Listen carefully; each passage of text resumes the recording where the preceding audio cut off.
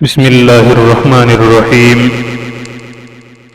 موجودہ دور میں ایک اچھے اور مناسب مکان کا حصول یہ خاصا مشکل کام بن چکا ہے، خصوصاً ایسی آبادی جو بہت زیادہ بساست والی ہو،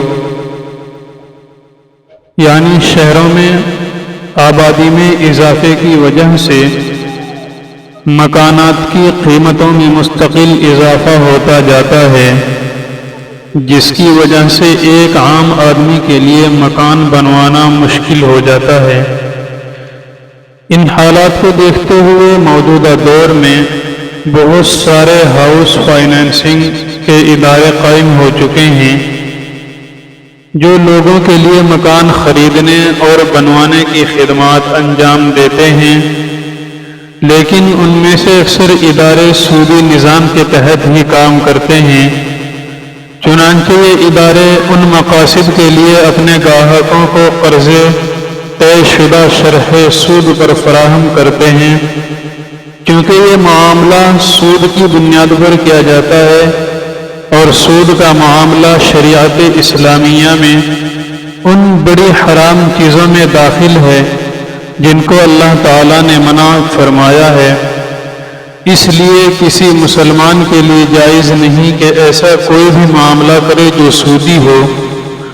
البتہ یہ بھی ضروری ہے کہ ہاؤس فائنانسنگ کے لیے کوئی ایسا طریقہ تجویز کیا جائے جو شریعت اسلامیہ کے مطابق ہو، اور وہ طریقہ سودی نظام پر مشتمل طریقے کا متبادل بھی بن سکے۔ لہذا اس مقصد کے حصول کے لیے مشاہیر علماء کرام نے ایک نئے قسم کا معاہدہ تجویز کیا ہے، جس کو جدید اصطلاح میں شرکت متناقصہ کہتے ہیں۔ شرکت متناقصہ کو انگریزی زبان میں ڈیکریزنگ پارٹنرشپ کہتے ہیں۔ اس کا حاصل یہ ہے کہ تمویلی ادارے مثلاً بینک یا کمپنی اور گاہک، جس کو انگریزی میں کلائنٹ یعنی مکان کے خواہش مند شخص کے مشترکہ سرمایے سے مکان خریدا یا بنایا جائے گا۔ دونوں کے درمیان اپنے اپنے سرمایے کے تناسب سے مکان میں شرکت الملک ہوگی۔ لہذا اگر دونوں نے نصف نصف لگائی ہوگی تو وہ مکان دونوں کے درمیان آدھا آدھا ہوگا، اور اگر ایک فریق نے 1/3 رقم لگائی اور دوسرے فریق نے 2/3 رقم لگائی تو وہ مکان اسی تناسب سے دونوں کے درمیان مشترک ہو جائے گا۔ مکان بننے کے بعد کمپنی ماہانہ یا سالانہ کرایہ طے کر کے اپنا حصہ اس گاہک جو اس کے شریک تھا اس کو کرائے پر دے گی۔ عمیل یعنی کلائنٹ کمپنی کے حصے میں کرایہ دار ہونے کی حیثیت سے رہے گا اور کمپنی کو کرایہ ادا کرے گا۔ پھر اس مکان میں کمپنی کا جتنا حصہ ہے اس کو چند متعین حصوں میں مثلاً 10 حصوں میں تقسیم کر دیا جائے گا۔ گاہک کمپنی کو متعین کرایہ ادا کرنے کے ساتھ ساتھ مختلف وقفوں میں کمپنی کے حصے کو تھوڑا تھوڑا کر کے خریدتا بھی رہے گا۔ مثلاً اس مکان میں کمپنی کا جو حصہ ہے اس کی قیمت 2 لاکھ روپے ہے۔ پھر جب اس کو 10 حصوں میں تقسیم کر دیا تو ہر ایک یونٹ یعنی ہر حصے کی قیمت 20,000 روپے ہوگی۔ لہذا گاہک ہر 6 ماہ بعد کمپنی کو 20,000 روپے ادا کر کے اس کے ایک ایک حصے کا مالک بنتا رہے گا۔ گاہک جس قدر حصے یا یونٹ خریدتا رہے گا اسی حساب سے اس کی ملکیت میں اضافہ ہوتا چلا جائے گا، اور کمپنی کی ملکیت اس مکان میں کم ہوتی چلی جائے گی۔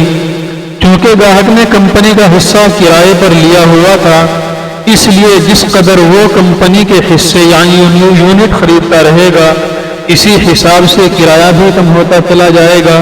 مثلاً اگر کمپنی کے حصے کا کرایہ 1,000 روپے طے ہوا تھا تو گاہک جس قدر حصے خریدے گا ہر حصے کی خریداری کے بعد 100 روپے کرایہ کم ہو جائے گا، لہذا ایک حصے کی خریداری کے بعد کرایہ 900 روپے رہ جائے گا اور 2 حصوں کی خریداری کے بعد کرایہ 800 روپے ہو جائے گا، یہاں تک کہ جب گراہک کمپنی کے 10 حصے خرید لے گا تو وہ پورا کا پورا مکان گاہک کی ملکیت ہو جائے گا، اور اس طرح یہ شرکت اور کرایہ داری کے دونوں معاملے بیک وقت اپنی انتہا کو پہنچ جائیں گے۔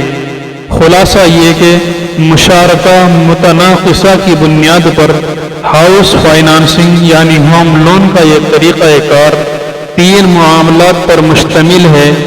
1، فریقین کے درمیان شرکت ملک کا قیام۔ 2، کمپنی کے حصوں کو گاہک کا کرائے پر لینا۔ 3، کمپنی کے حصے کو مختلف حصوں میں تقسیم کر کے گاہک کے ہاتھ ایک ایک کر کے فروخت کر دینا۔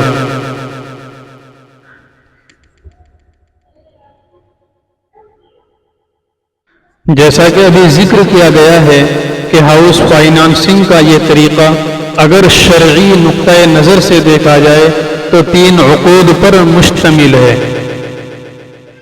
نمبر 1، دونوں کا مکان خرید کر شرکت الملک قائم کرنا۔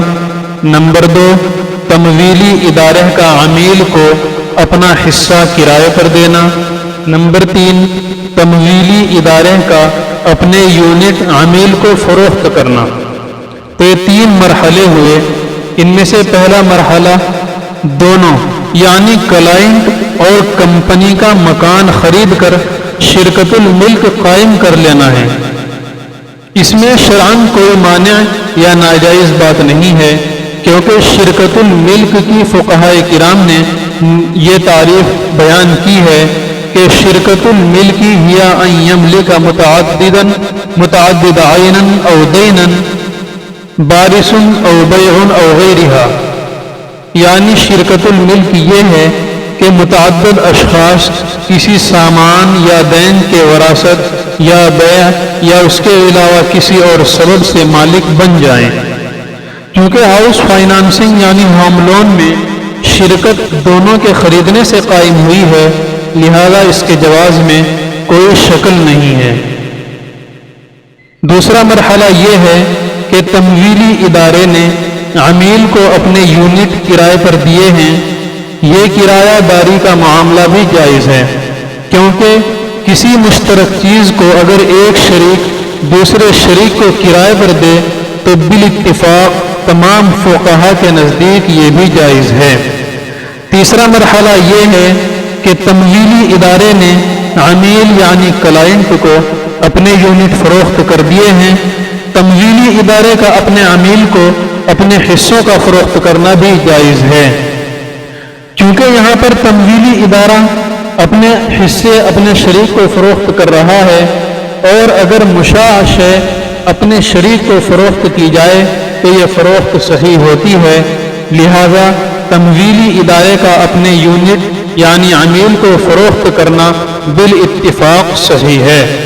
مذکورہ تمام تفصیلات سے یہ واضح ہو جاتا ہے کہ اسلامی ہاؤس فائنانسنگ کے تینوں عقود فی نفس ہی جائز ہیں، لیکن شرکت متناقضہ کو بطور ہاؤس فائنانسنگ کے استعمال کرنے کے لیے چند شرائط کا لحاظ رکھنا بھی ضروری ہے۔ نمبر 1، مشترکہ خریداری یعنی اجارہ اور تمویل کار کے حصے کے یونٹس کی بیع۔ ان تمام معاملات کو ایک ہی عقد میں آپس میں ملانا نہیں چاہیے، البتہ مشترکہ خریداری اور عقد اجارہ کو ایک ہی دستاویز میں جمع کیا جا سکتا ہے، جس کے ذریعے تمویل کار یعنی فائنانسر اس بات پر اتفاق کرے گا کہ وہ مشترکہ خریداری کے بعد اپنا حصہ عمیل یعنی کلائنٹ کو کرائے پر دے دے گا۔ اسی کے ساتھ عمیل بھی ایک طرفہ وعدے پر دستخط کر سکتا ہے، جس کے مطابق وہ تمویل کار کے حصے کے مختلف یونٹس کو متعین وقفوں کے بعد خرید لے گا، اور تمویل کار یہ بات قبول کر سکتا ہے کہ جب عمیل اس کے حصے کا ایک یونٹ خرید لے گا تو اسی تناسب سے کرایہ بھی کم ہو جائے گا۔ نمبر 2، ہر یونٹ کی خریداری کے وقت باقاعدہ ایجاب و قبول کے ذریعے اسی متعین تاریخ کو بیع کا انعقاد ہونا چاہیے۔ نمبر 3، یہ زیادہ بہتر ہے کہ کلائنٹ کی طرف سے مختلف یونٹس کی خریداری اس بازاری قیمت کے مطابق ہو جو کہ اس یونٹ کی خریداری کے وقت بازار میں رائج ہو، لیکن یہ بھی جائز ہے کہ خریداری کے اس وعدے میں جس پر عمیل نے دستخط کیے ہیں ایک متعینہ قیمت بھی طے کر لی جا سکتی ہے۔ لیکن سوال یہ ہے کہ کیا ان تینوں عقود کو ایک ہی انتظام میں جمع کرنا جائز ہے یا نہیں؟ تو اس کا جواب یہ ہے کہ اگر تینوں معاملوں کو اس انداز سے جمع کیا جائے کہ ان میں سے ہر معاملہ دوسرے کے لیے شرط نہ بنے تو جائز ہے۔ اس کے برخلاف اگر ان میں سے ہر معاملہ دوسرے معاملے کے لیے شرط بن جائے تو پھر شرعاً جائز نہیں ہوگا، اس لیے کہ اسلام کے قانونی نظام میں یہ طے شدہ اصول ہے کہ ایک معاملے کو دوسرے کے لیے پیشگی شرط نہیں بنایا جا سکتا، لیکن مجوزہ اسکیم میں یہ تجویز کیا گیا ہے کہ دو معاملوں کو ایک دوسرے کے لیے شرط بنانے کے بجائے صرف کلائنٹ کی طرف سے یک طرفہ وعدہ ہو جانا چاہیے۔ ایک تو اس بات کا کہ وہ تمویل کار کا حصہ اجارہ یعنی لیز پر لے کر کرایہ ادا کر دے گا، دوسرے اس بات کا کہ وہ گھر میں تمویل کار یعنی فائنانشر کے حصے کے مختلف یونٹس مختلف مراحل پر خرید لے گا۔ واللہ تعالی اعلم۔